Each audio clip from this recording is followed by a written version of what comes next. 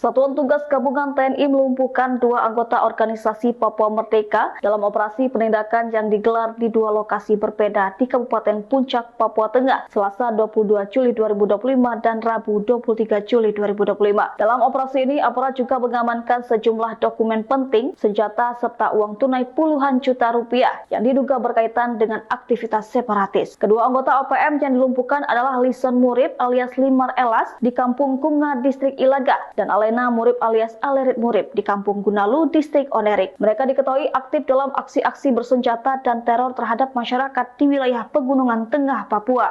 Lison Murib diketahui masuk dalam daftar pencarian orang sejak April 2020, usai terlibat dalam penembakan warga sipil di Mimika. Pada 2021, ia menjabat sebagai Danyen Kunga dan memperkuat struktur bersenjata OPM di Kabupaten Puncak. Dari lokasi operasi di Kampung Kunga, aparat menyita sejumlah barang bukti, antara lain uang tunai jutaan rupiah, 5 unit telepon seluler, 1 unit handy-talkie, teropong senjata tajam amunisi kaliber 5,56 mm, serta dokumen dan barang pribadi lain yang menunjukkan keterlibatan dengan jaringan separatis. Sementara dari lokasi di Kampung Gunalu, TNI menemukan uang tunai puluhan juta rupiah, 4 magazin, amunisi kaliber 7,62 mm dan 5,56 mm, bendera bintang kejora, cap stempel TPNPB, serta dokumen berisi permintaan dana. Aparat juga menemukan perlengkapan komunikasi dan logistik yang dinilai memperkuat dugaan adanya aliran dana ilegal untuk mendukung aksi kelompok separatis. Temuan ini disebut mengindikasikan adanya praktik pemaksaan terhadap aparat pemerintah maupun masyarakat untuk mendanai kegiatan bersenjata di wilayah tersebut.